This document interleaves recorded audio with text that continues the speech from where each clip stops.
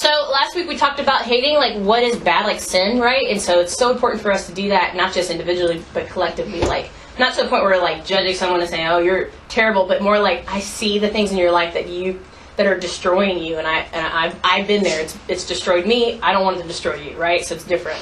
So, but here's the thing: what we're talking about today is love.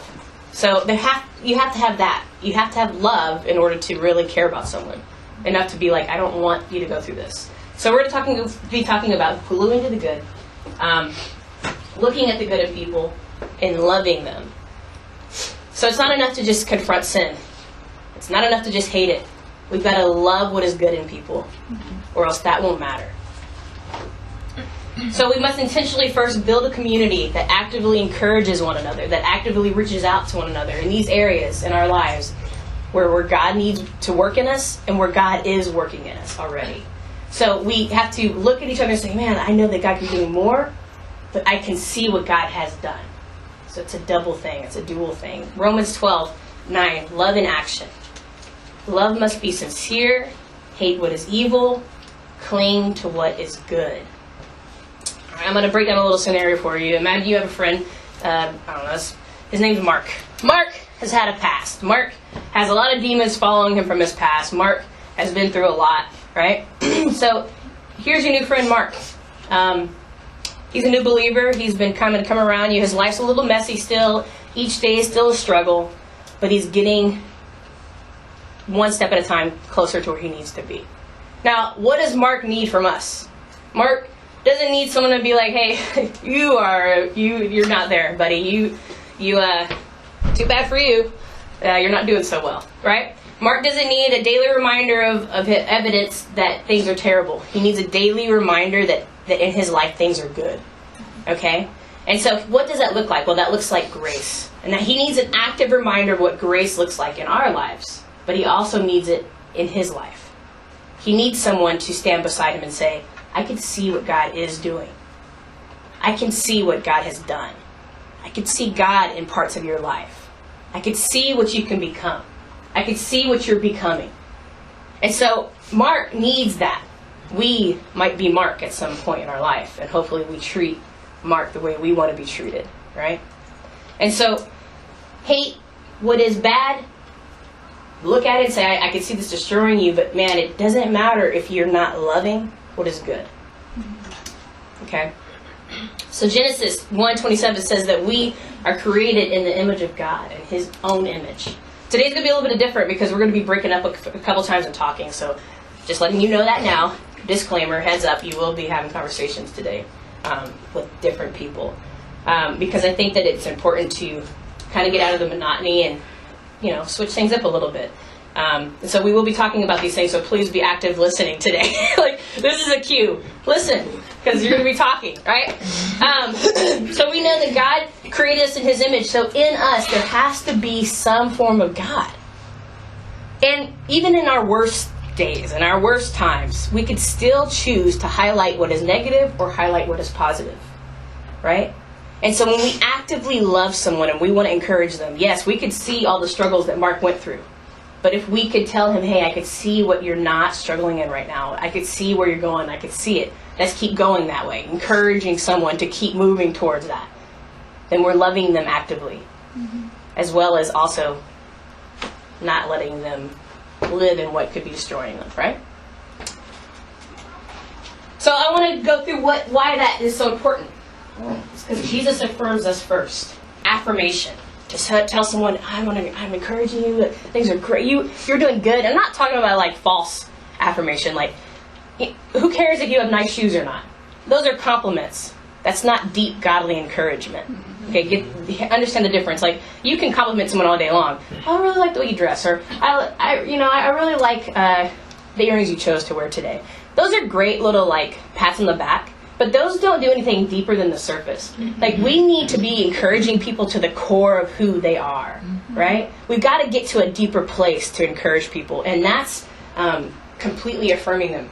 So Jesus, I'm going to break down something. He calls his disciples salt and light in Matthew. He says his listeners are more valuable than sparrows in Matthew. He commends a woman for her great faith in Matthew. He applauds the woman of ill repute for being beautiful. He marvels at a soldier's faith in Luke 7:9. He praises John the Baptist, saying he's the greatest man ever lived. These are all things that Jesus was saying about other people. He endorses a widow's generosity. He commends Nathanael for not being a hypocrite. So throughout all the time that Jesus is walking around, he is pouring out positive things, but it's not just about how people are, it's who they are, to the depth of them. And so sticking to what is good is like taking, if you can imagine it, it's a sticky pad, and just like writing something on it and sticking it to them. You all know that when someone says something to you, speaks something into you, either it's going to stick or it's not. And sometimes we stick things to people that shouldn't stick. And so we have to be careful with what we stick to people. Stick to the good. Stick the good.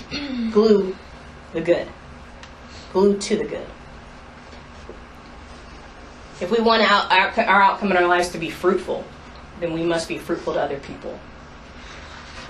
If we want to glue to the good, then we have to build up a community within each other that we can pour that out to people. And it has to be a lot more than surfacey stuff. Well, I don't really know what to say to people. We're gonna talk through that. This is gonna be good. It's gonna be very quick today, very fast. Like I said, we're gonna talk. We're gonna talk. So let's go ahead and split up. Let's get in groups. Fine, I don't know, like 3 or 4 people talk around. And I'm going to give you the topic right now.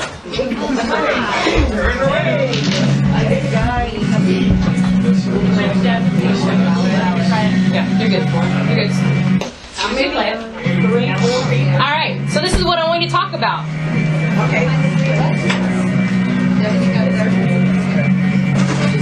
All right, talk about the scenario. Mark, what could you speak into Mark, who's going through whatever he's going through? Right?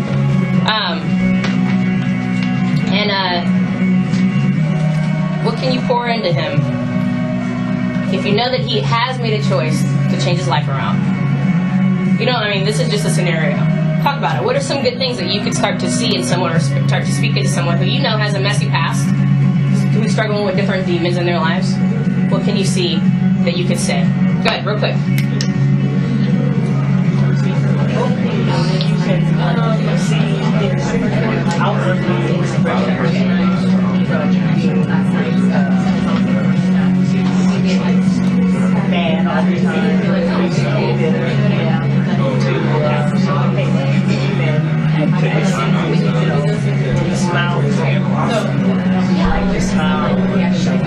You're smiling more.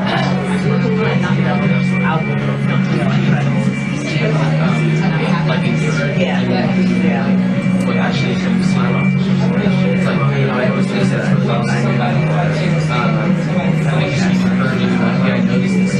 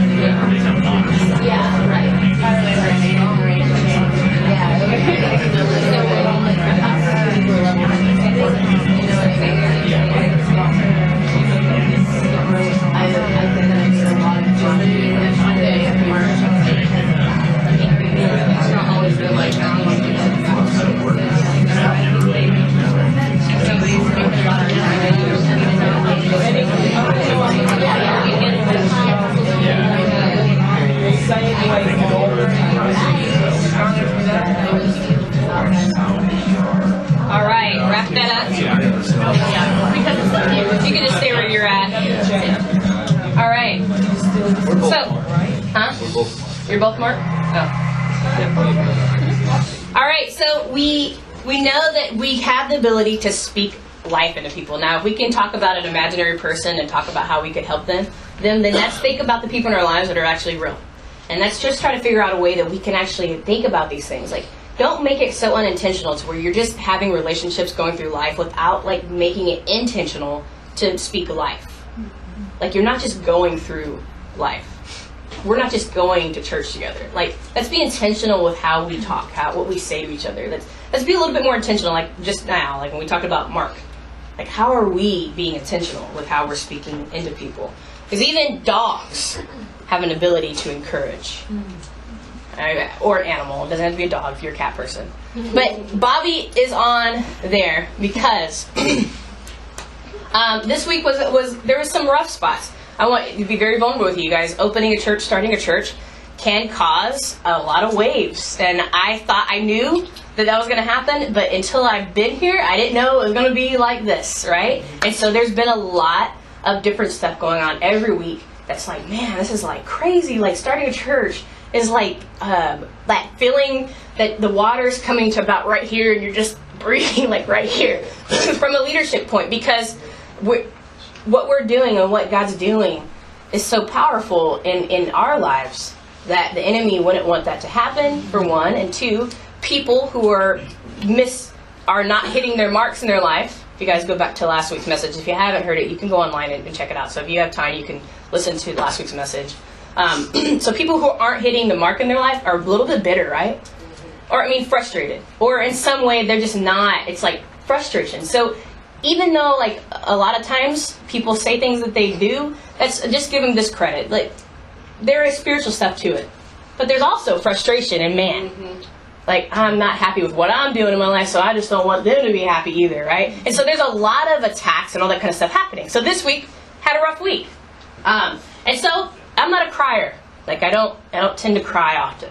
But I shed a little tears this week. I was, praying for all of you guys and just praying for our church and, like, God, what do you want to happen here? Like, what would you like to be the outcome of this place? Let this be about you and not me. So I'm sitting on my couch and I have like a little bit of tears and I'm praying, and Bobby and Wendell, he was here with me, jumps up on the couch. But Bobby jumps up on the couch. He jumps up on my lap and he puts his hands on my shoulder and he's like licking my face, and then he stops and he puts his head like on my shoulder right here and I'm looking at him and he's looking up at me. It's the weirdest moment. It was weird. I'm like, this is a dog. But I didn't feel alone in that moment. Like, I felt loved, And so this is what's so crazy is if God could use an animal who doesn't have the same abilities that we do to speak, what are we doing to people's lives? If a dog can be obedient to the voice of God saying, you need to encourage her, are we being obedient to encourage others? Are we being that obedient? So Gluetothegood.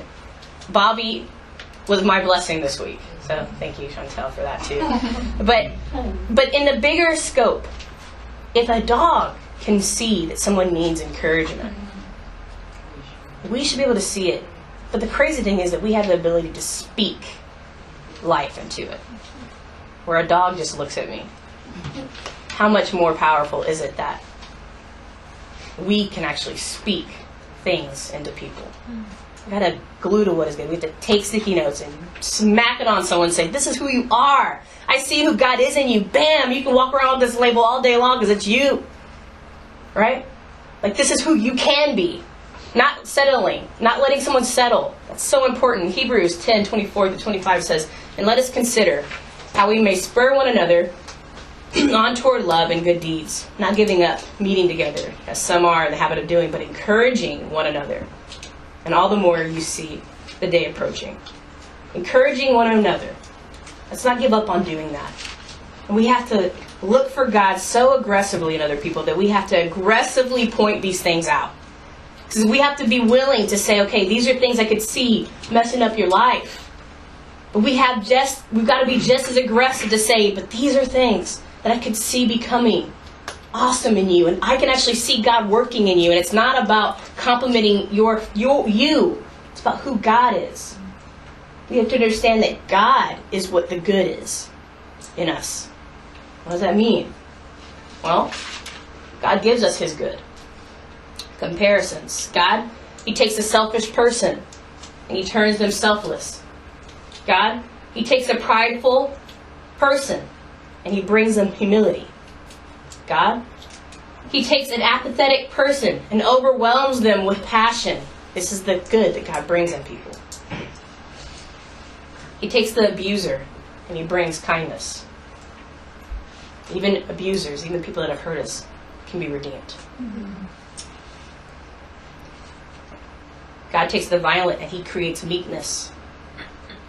God takes a cheater and He transforms them into being honest.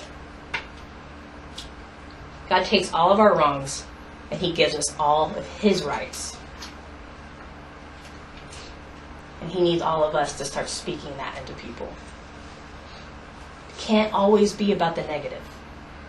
We have to choose at what moment we're going to highlight in someone's life. Because we will highlight one or the other. And we're going beyond the whole concept of sin right now. We're just going to someone's deep character. I'm talking about choosing to highlight the good and speaking good. And that's hard, especially with someone you don't like. And there will be times where people that you don't like, ooh, you might have to just say something really good about them. And in that moment, that could be a moment that does something in you. Right? It's hard.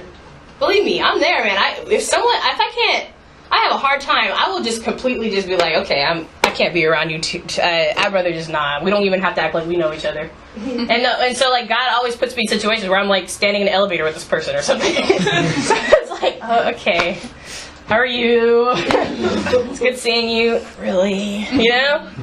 So we have to challenge ourselves. Like we have to learn to see God in people. Learn to see God in people. Here's a question I want you to ask each other. Do you remember a time when someone spoke life into you? So I want you to reverse it. Do you remember a time, and I can almost guarantee you, everyone in this room can remember when someone said something positive to you. Whether it be like your second grade teacher that said, you write so well, and all of a sudden, your penmanship from that day on was like perfect. Like, yes I do.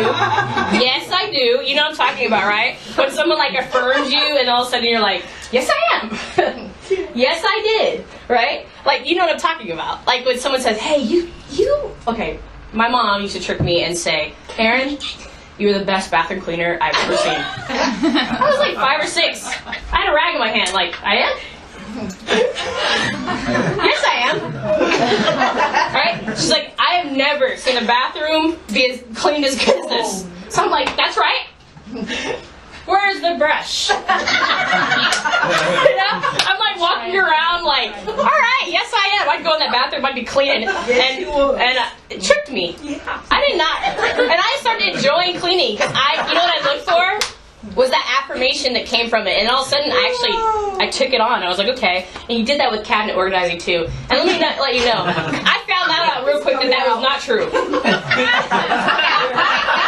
That is not true. So did Chantel. So I'd be organizing the cabinet, like turning all the things around, like, yeah, I'm good at this. I'm the best one in the house at this. Cleaning it. And then I started realizing, I hate this. But I know you know what I'm talking about when I say when someone has spoken into you, it did something in your heart that changed the way you did things from here on out. It maybe made you think or notice something about yourself that you didn't see before. What are those things? What are some of those things? What was that moment for you?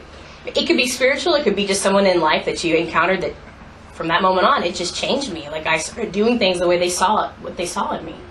What was it? Let's talk about it.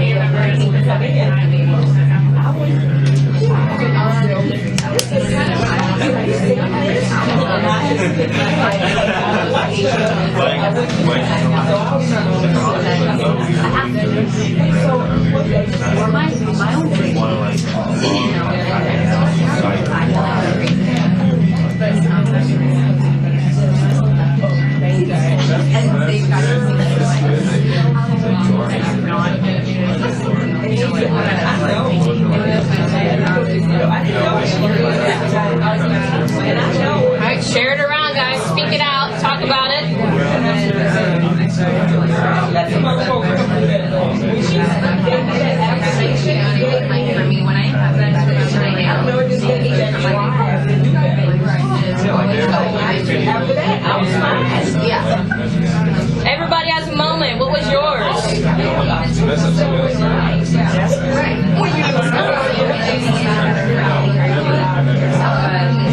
on, Tim, you have one. Scott, you have to have one. Someone encouraged you, told you, man, you'd be awesome at being a nurse. No? Someone said, you should go to the military. Someone said, you really aren't good at wrestling. You should stop. No? Nothing? No moment ever? Your wife said, honey, you are so fine without that beard. You always question.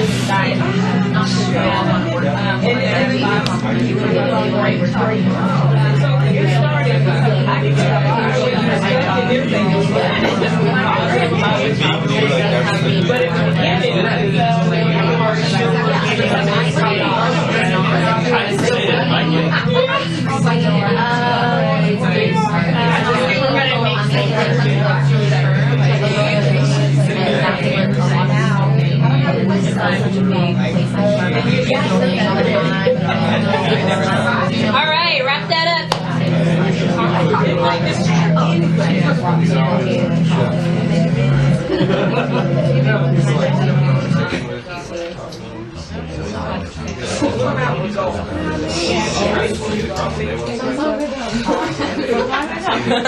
All right.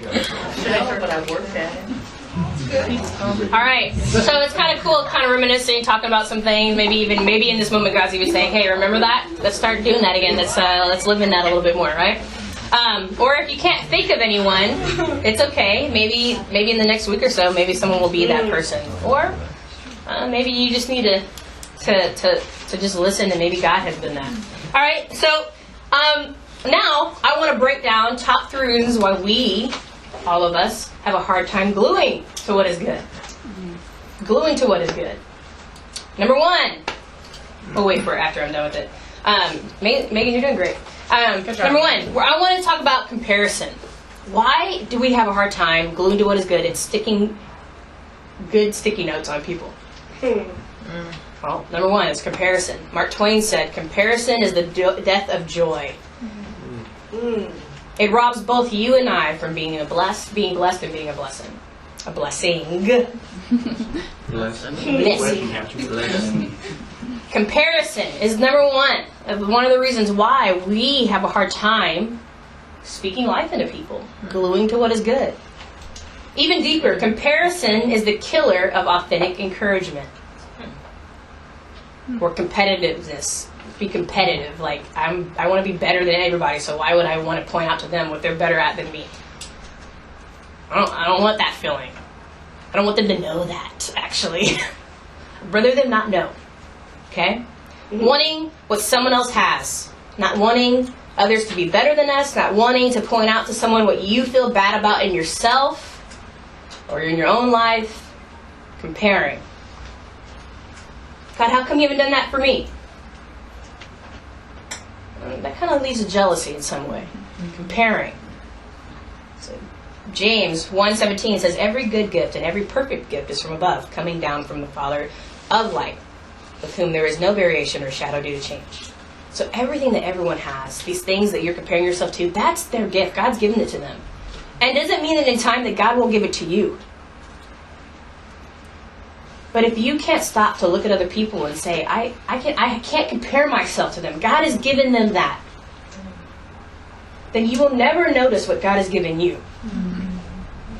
Number 1 reason. Comparison. Number 2. Selfishness or nearsightedness. All about you. This one is the one that steals the thunder. You don't want no one else stealing it from you, but you will steal it from everybody else.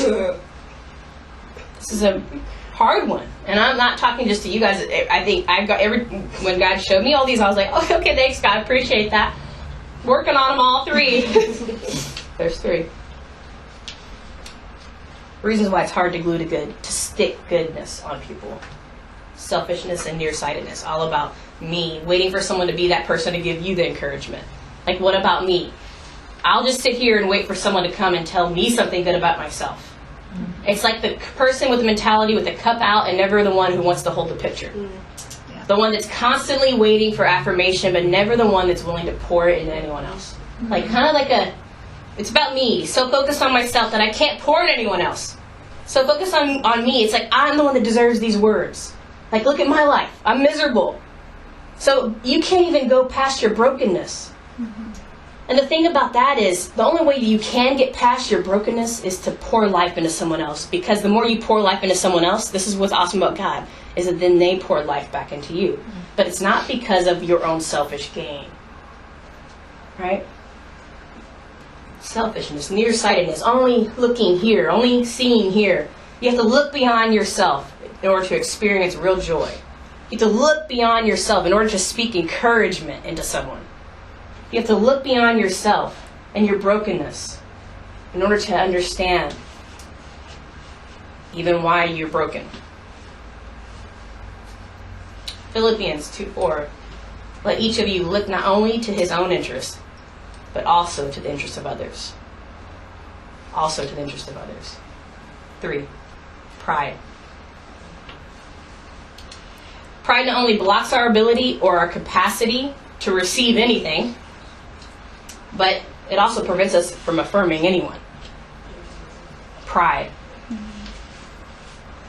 Pride will put you in a place where you are singled out, literally singled out by yourself in a room full of people.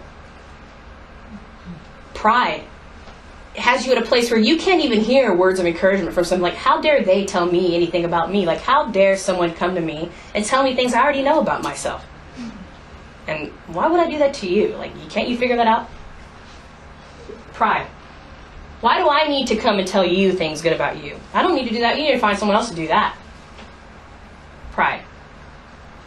I don't really want anyone to come up and tell me to be encouraged. And I definitely don't want to do the same for them, because if you can't figure it out on your own, I can't help you. Pride. It destroys the capacity in order to maintain encouragement, in order to glue to what is good, and it destroys your ability to affirm people. Pride.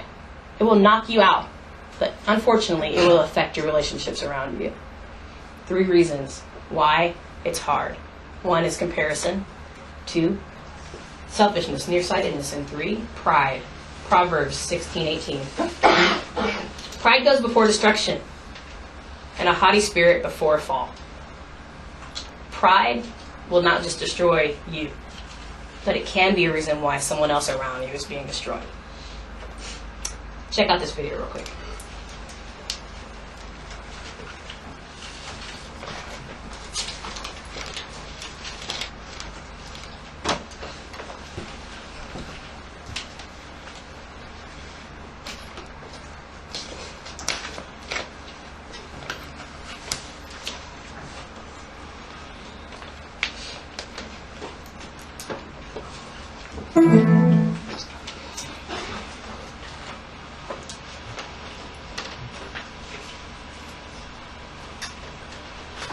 While that's happening, waiting.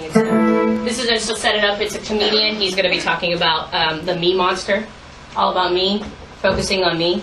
And really, at the end of the day, the reason why we have a hard time encouraging people, moving into what is good, sticking to what is good, gluing good to them, is because we have to deal with ourselves first. And a lot of times, it's a selfishness. It's a deep selfishness as to why we don't do that. I'm actually kind of quiet off stage. A lot of people don't realize that. I was at a dinner party recently. A bunch of people out I don't know. One guy talking plenty for everybody. Me, myself, right, and then I, and then myself, right, me. I couldn't tell this one about I, because I was talking about myself, and then me.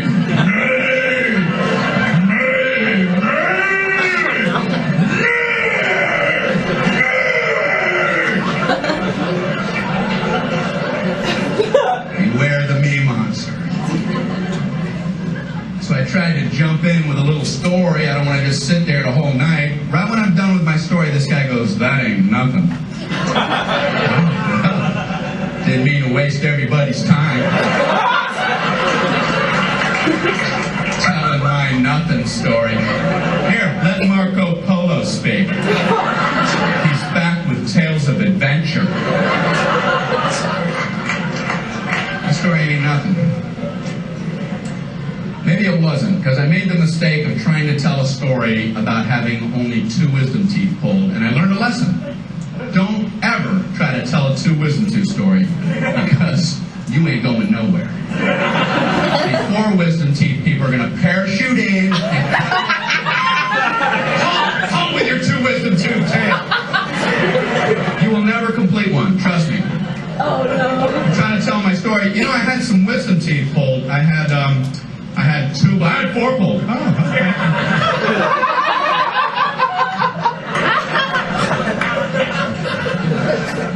No 5, no 9. I had 9 wisdom teeth pulled. All of mine were impacted. They were all coming upside down. The roots are wrapped around my tongue, coming out my nose. They were tough. So I was a warthog. No anesthesia. They pulled them out with pliers. I was eating corn on the cob that afternoon.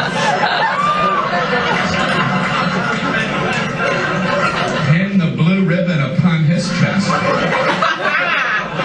That knocks the socks off of my wisdom tooth tail.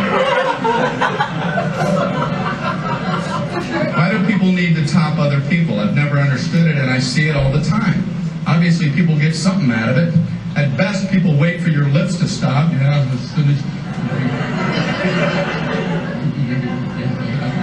okay, yeah, you me! You see the difference? You see that? Now I do. What is it about the human condition? People get something out of that. That's why I have a social fantasy. I wish I was one of the 12 astronauts who have been on our moon. They must love knowing they can be anybody's story whenever they want. They can sit back quietly at a dinner party while some other person, some me monster's doing his thing, and let him go. Let him run with the line while you be quiet. Oh, really? Let him have his moment. Yeah, I'm a big traveler. I have my business all. I got my own global enterprise I got to check on. You know, driving the Autobahn because I keep a fleet of sports cars over in Zurich and I get the Swiss account there. Mount Kilimanjaro expedition, I might have to cancel that. You know, runways in Aspen are a lot shorter the first time you go in there. You put some group over, you're going to try to take that over and global enterprise.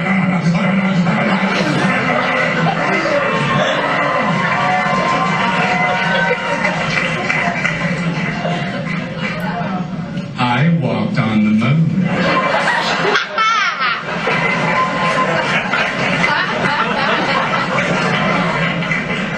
Well, you have the floor, Moonwalker.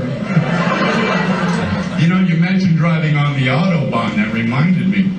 Once I was driving in the Sea of Tranquility. In my lunar rover.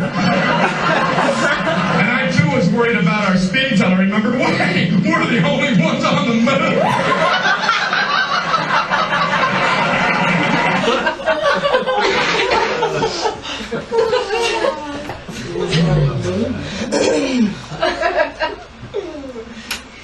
So,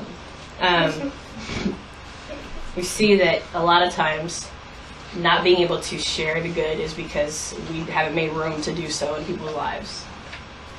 And we have to fight through these things. And we have to push through these things. There will be a time in your life, and hopefully in the very near future, in the next couple of days even, and I've been praying that would happen, where you'll be sitting face to face with someone or around someone, whether it be at work, at school, and you'll have an opportunity to speak life into them, see something good in them, a God type of good in them, and say it to them. Outside of yourself, outside of your opinion, outside of who you are, even if you already know that they think they're better than you, doesn't matter. Because you don't know their heart and you don't know what they need to hear. Only God knows that. In closing, people want to be a part of a group that not just cares for themselves, but cares enough for each other. That cares enough for each other in a way that not only says, unmask yourself, take that off, be real, be authentic. And when you do, hey, there's some marks in your life. I could see you're off mark. I love you enough to let you know it. I also love you enough to let you know that I could see God moving in you in different ways, and I just need to let you know that too. That's why we come together.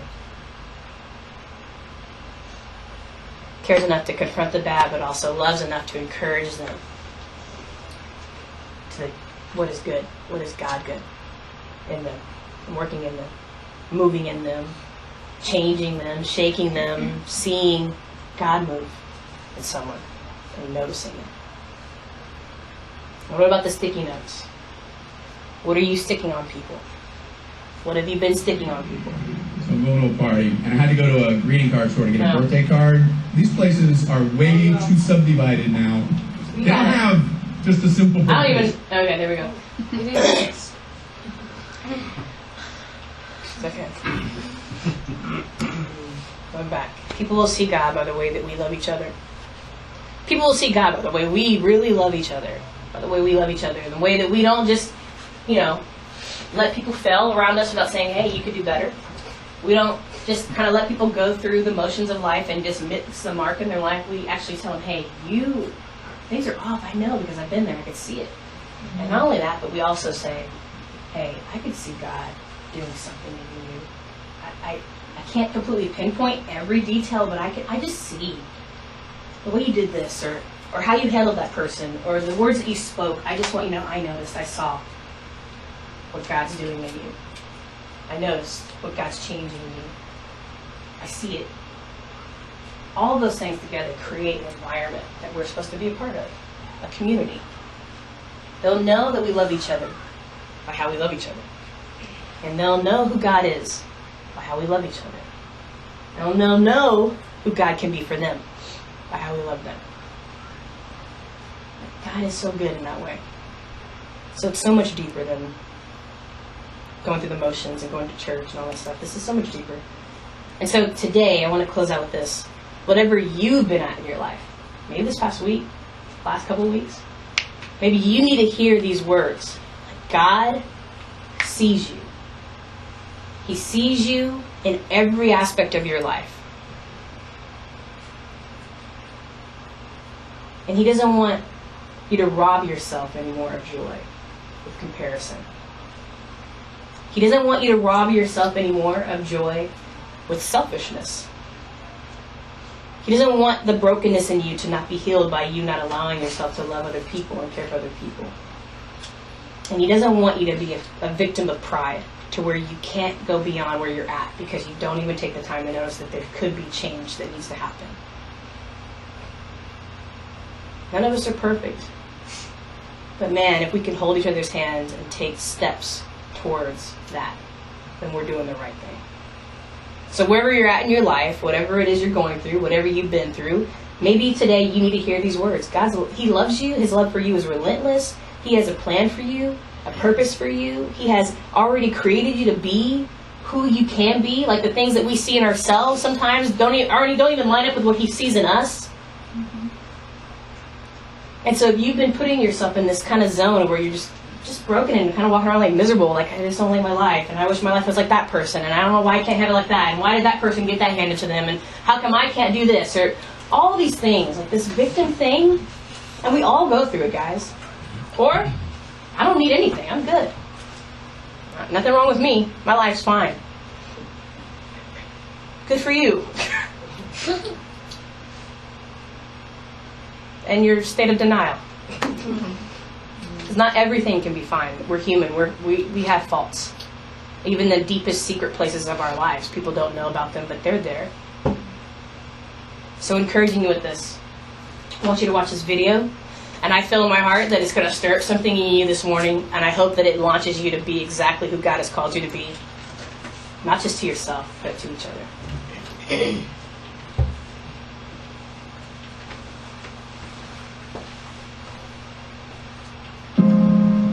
Your brain is like a circuit switch. Once you believe you are something, you actually embody it. You embody that feeling. If you were, God forbid, in a coma, and you woke up and you didn't really have a memory, and you were told that you used to be a Navy SEAL, and they want you back now when you're healthy, do you think you'd act differently and hold yourself differently, conduct yourself different, and have a different self-concept of who you are than if you were told you were a piano instructor? Being successful in life is all about having the proper belief system in who you are. Truly believing that you are something unique, that you are something special in that field.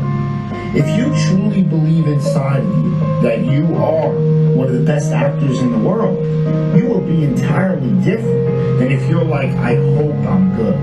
Your expressions will be totally different. Your tone of voice. You'll talk in a more convincing fashion. You'll use your natural voice instead of a scripted one. You'll be more emphatic. You'll be more real, more relatable. Our brain is like a circuit. And so if we introduce it with the proper wiring, you're going to go straight to your joy. If you're unsure about who you are, then your dreams, your goals, they will never become a reality. Everyone has mental doubts in life, internal conflicts. Even the most successful people that you look up to. But they don't live there. It's how you handle those negative thoughts in that exact moment and overwhelm them with positive action. And that comes with this utmost confidence in yourself that you can handle the situation. Trust in yourself that you are better than the moment.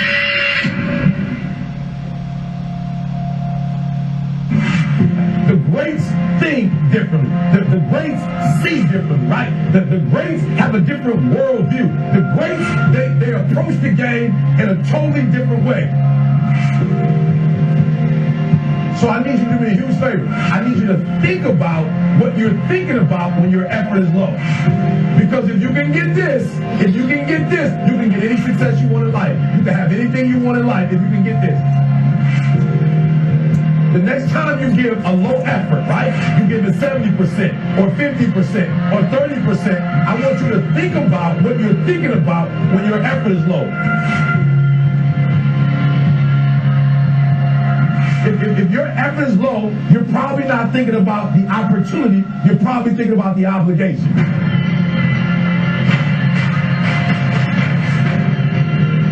And when you think about E.T., how you stay pumped up? E.T., how you stay on fire? E.T., how you always driven? Even in the midst of trials and tribulations, even in the midst of your haters, when people try to break you and tear you down, E.T., how you stay strong? I keep thinking about the opportunity. Every single day, I'm thinking about the opportunity, and I'm not looking at this thing as an obligation. I'm not looking at this thing as something that I have to do, or that I'm forced to do, right? Something that somebody's making me do. Every time I wake up, I say, I will not, baby, this is the day. This is an opportunity.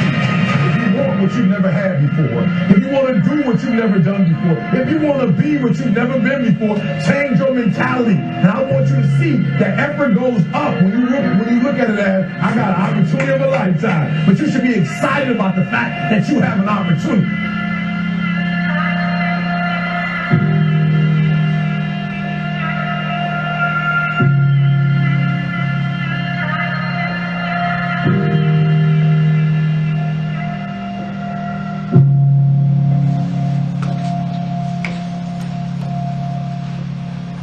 Change the way you look at yourself.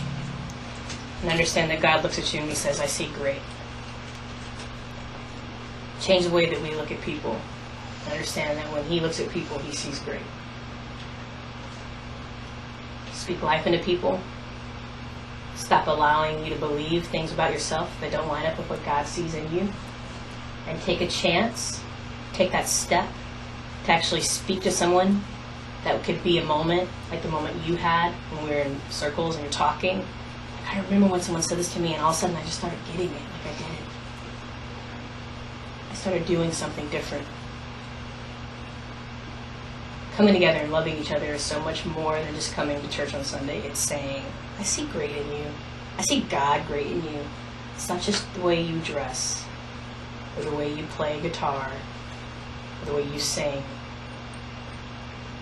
or how well you are at organizing. I see God.